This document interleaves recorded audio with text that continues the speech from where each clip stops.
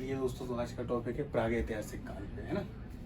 इतिहास को अपन ने शुरू किया है प्रागैतिहासिक काल से ही अपन स्टार्ट करेंगे, क्योंकि पहला चैप्टर ही यही है। प्रागैतिहासिक काल क्या है? प्रागैतिहासिक काल को हम पाषाण काल भी कहा जाता है। इतना तो खैर आप लोग जानते ही होंगे। जो लोग नए हैं उन लोगों को मैं बता दूं कि इतिहास में 3 भागों में भाग होते हैं। तो प्रागैतिहासिक काल, आद्य ऐतिहासिक और इतिहास। प्रागैतिहासिक काल हम उस काल को कहते हैं जिस काल में हमारे पास में लिखित हुई सामग्री कुछ प्राप्त नहीं है, लेकिन पुरातात्विक स्थिति है। पुरातात्विक क्या है? पुरा यानी पुराने, तत्व यानी तत्व से संबंधित। अब वो क्या है?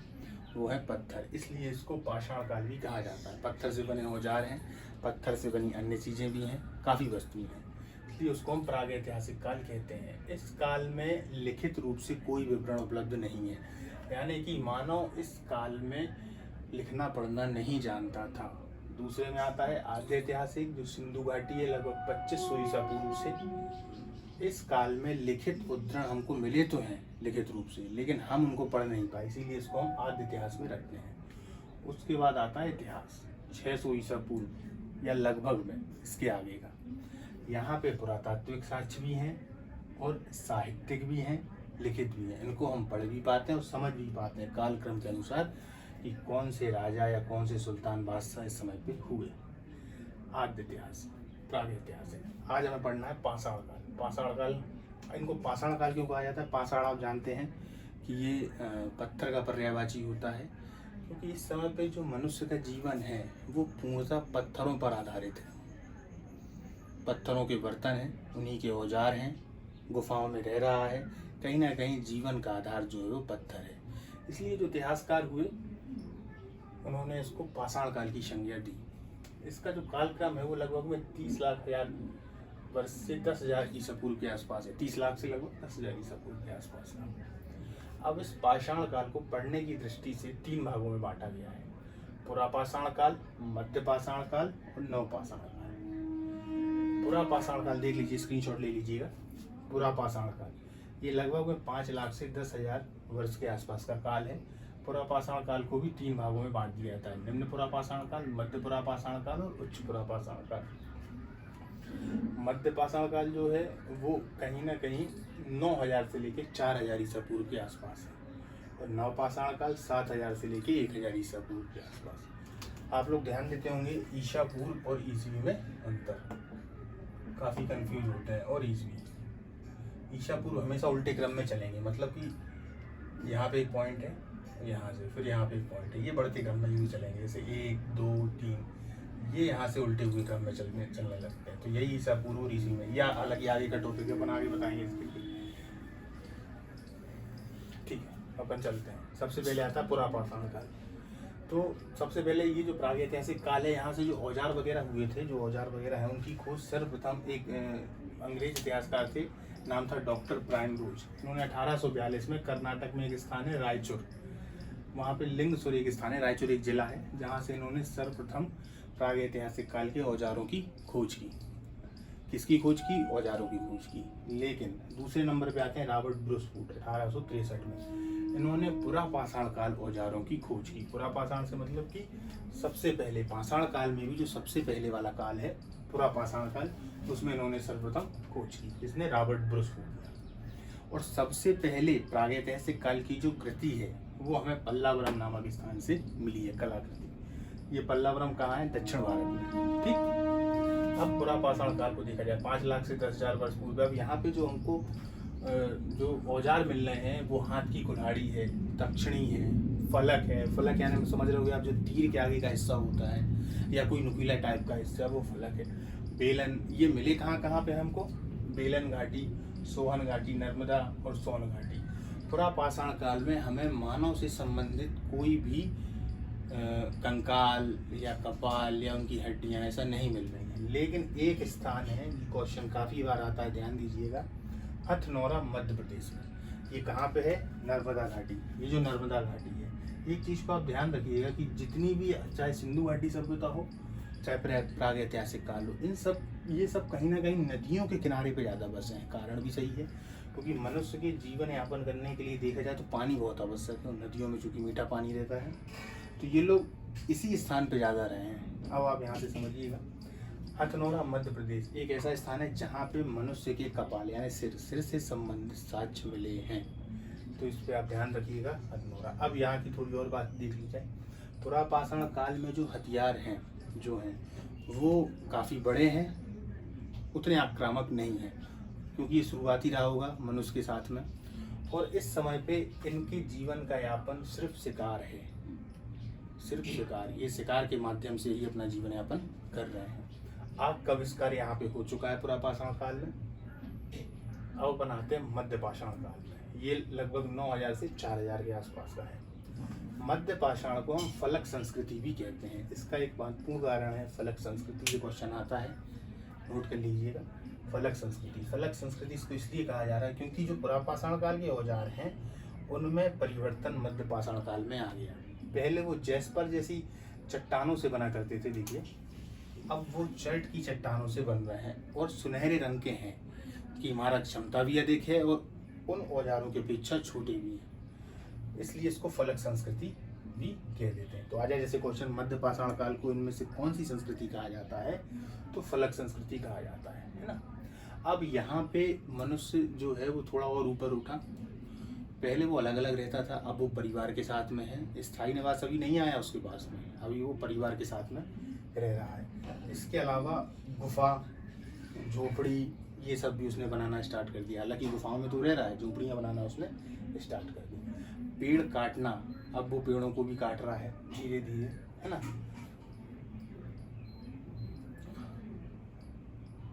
अब मध्य पाषाण काल के जो प्रमुख स्थल हैं उन पे थोड़ा ध्यान दिया जाए। ये कहाँ कहाँ पे थे? वीरभानुपुर, ये कहाँ पे है? पश्चिम बंगाल में। ये है वीरभानुपुर, पश्चिम बंगाल में। महदहा और सरायन हराई, ये उत्तर प्रदेश में है दोनों। इस वाले को आप बहुत अच्छे से याद रखना, सरायना हराई। ये जो है ये इस बात से बहुत महत्वपूर्ण है कि यहाँ पर शवदाह के हमारे लिए मिले हैं और युद्ध के भी प्रमाण मिले हैं। शवदाह यानी कि मनुष्य को जलाना। अब वो और भी आधुनिक हो रहा है, उसको मालूम पड़ गया है कि मनुष्य को जलाना चाहिए समाप्त हो जाने के बाद। तो हमें सबसे पहले सरायन हराय से ही शवदाह और युद्ध के प्रमाण मिले हैं।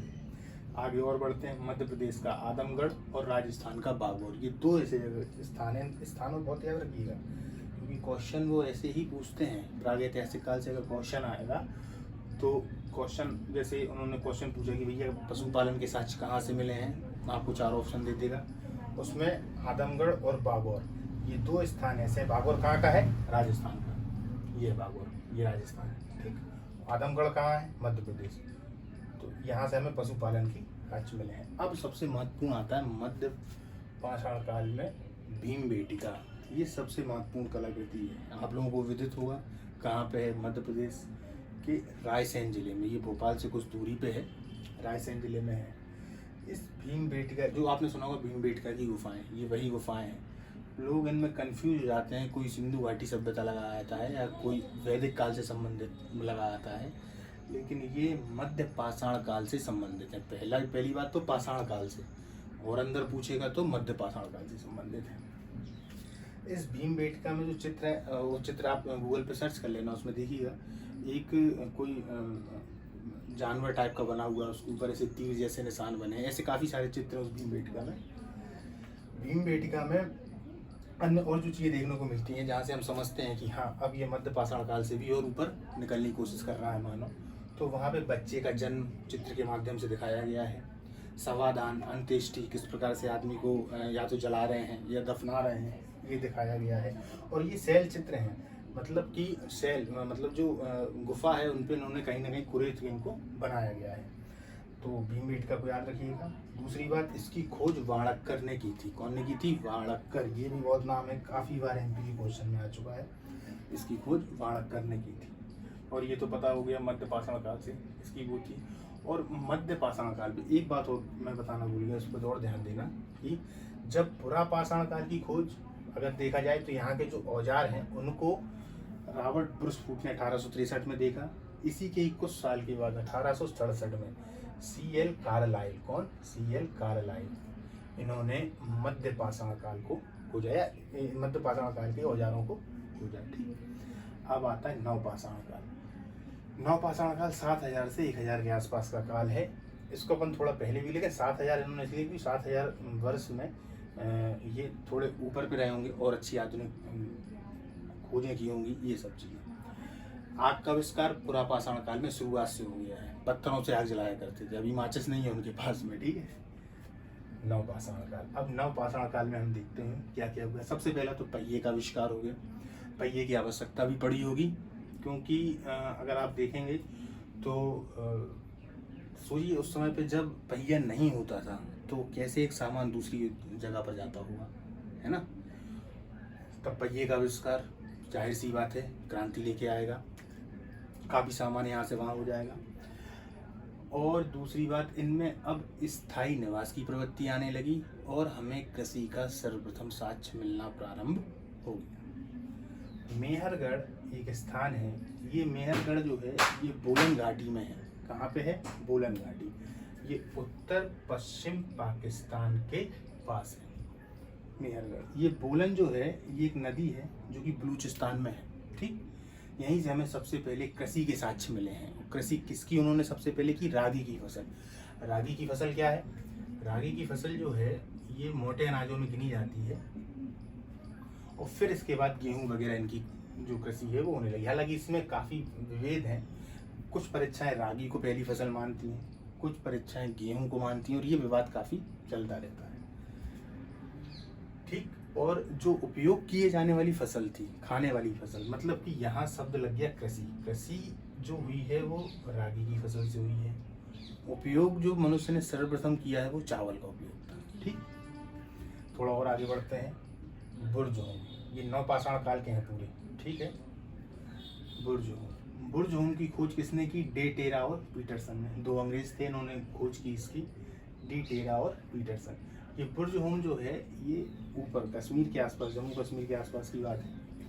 यहाँ से हमें गर्तावास के साक्ष्य मिले हैं। गर्तावास के साक्ष्य से मतलब है कि गोल कलर का ऐसा कोई गड्ढा होगा, इसके नीचे सीढ़ियाँ बनी हुई हैं जिससे मनुष्य नीचे जाते हैं और उन्होंने अंदर एक घर का निर्माण कर रखा है।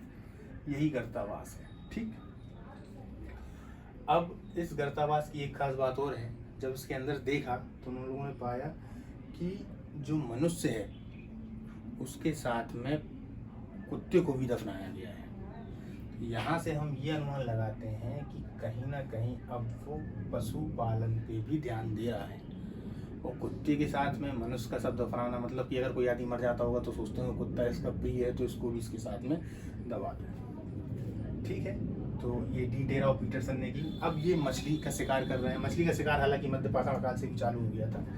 पूरा पाषाण काल में इन्होंने बड़े बड़े शिकार किए, लेकिन मध्य पाषाण काल में जो शिकार थे वो मछली का होने लगा। यहाँ पे बड़े पैमाने पे मछली का शिकार हो रहा है। अब ये लोग बर्तन भी बनाने लगे। बर्तन में इन्होंने अनेक प्रकार के बर्तन बनाए। बनते किससे थे? वही मिट्टी के बर्तन बनते थे, है ना। अब अपन यहाँ पे स्थल देख लिए जाते हैं कि कौन से स्थल में क्या क्या वस्तुएं पाई गई हैं। तो सबसे पहले अपन आते हैं इनाम गांव पे। इनाम गांव कहाँ पे है? ये इनाम गांव महाराष्ट्र जिले के अहमदनगर के आसपास में है। ये इनाम गांव, यहाँ से हमें मातृ देवी की पूजा के साक्ष्य मिले हैं और सांड के साक्ष्य मिले हुए हैं। ठीक है, फिर आते हैं अपने टेक्कल कोट। टेक्कल कोट से क्या मिली हुई है? यहाँ से हमें सोने की बालियाँ मिली हुई हैं। मतलब इससे ये अनुमान भी लगाया जा सकता है कि ये आभूषणों के भी प्रेमी थे। मतलब ऐसा नहीं कि सिंधु घाटी सभ्यता में ही आभूषण मिल रहे हैं, उस समय भी आभूषण मिलने लगे। तो ये टेक्कल कोट में हमें सोने की बालियाँ मिली हुई हैं। ठीक है, चिसंद से हमें हड्डी के औजार मिले हैं। कहाँ से? चिसंद से। हड्डी के औजार से हम क्या अनुमान लगाएंगे कि हड्डी के औजार मिल रहे हैं, मतलब कि मनुष्य ने अब इस बात को समझा कि ठीक है, पत्थरों से तो जो बन रहा है लेकिन हड्डी भी इसमें उपयोग में आएगी। तो कहीं ना कहीं उसका मानसिक विकास हो रहा है। अब हस्तिनापुर। हस्तिनापुर जो आधुनिक दिल्ली है, हस्तिनापुर से हमें जंगली गन्ना मिला है, चूड़ियाँ मिली हैं। कोल्डी हवा, बहुत क्वेश्चन आता है ये कोल्डी हवा। यहाँ से हमें चावल के साथ मिले हैं। कोल्डी हवा से क्या मिला है? चावल के साथ मिले हैं।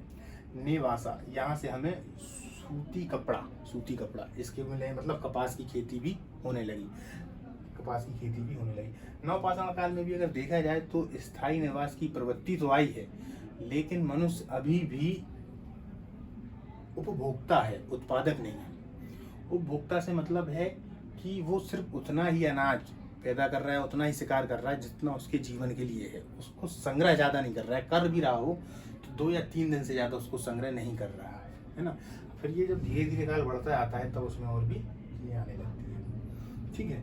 और अत्रिपक्कम, ये क्वेश्चन बहुत आता है, इसकी खोज की थी अलेक्जेंडर कनिंघम ने। हालांकि ये सिंधु घाटी सभ्यता से संबंधित है, लेकिन चूंकि इनने स्थल खोजा है इसलिए अत्रिपक्कम ने खोजा है। यहाँ से हमें कुल्हाड़ी के साक्ष्य मिले हैं, वो कुल्हाड़ी जो है वो नवपाषाण काल से संबंधित है। नावदा टोली एक स्थान है इंदौर के पास में, जिसकी खोज की थी SD संकालिया ने। यहाँ से भी हमारे लिए नवपाषाण काल की जो कलाकृतियाँ हैं वो सब मिली हुई हैं। और फिर आता है शिवालिक की पहाड़ियाँ। तो शिवालिक की जो पहाड़ियाँ हैं वो ये हैं शिवालिक की पहाड़ियाँ, है ना। तो यहाँ से हमें शिवालिक की पहाड़ियों से भी मनुष्य संबंधित साक्ष्य मिले हुए हैं, सॉरी नवपाषाण काल से संबंधित साक्ष्य मिले हुए हैं। तो ऑल टोटल को पढ़ने के बाद हमको समझ में आया ये सब अगर देखा जाए तो ये जो काल है पूरा पत्थरों पे ही आश्रित है। और मनुष्य का जीवन, शुरुआती जीवन टोटल पत्थरों पर आधारित था। उसकी अर्थव्यवस्था को भी देखा जाए और सामाजिक व्यवस्था को भी देखा जाए तो हर जो व्यवस्था है वो कहीं ना कहीं पत्थरों पर ही आधारित है। इस काल को इसलिए पाषाण काल भी कहा गया। इसके बाद जब अपन आएंगे, जो दूसरा वीडियो आएगा उसमें सिंधु घाटी सभ्यता पे आएंगे। सिंधु घाटी सभ्यता जो है वो कांस्य युग से संबंधित होगी। किससे? कांस्य युग से संबंधित। कांस्य क्या है उसको अपन सिंधु घाटी पढ़ेंगे। इसको कांस्य युग क्यों कहा जाता है ना।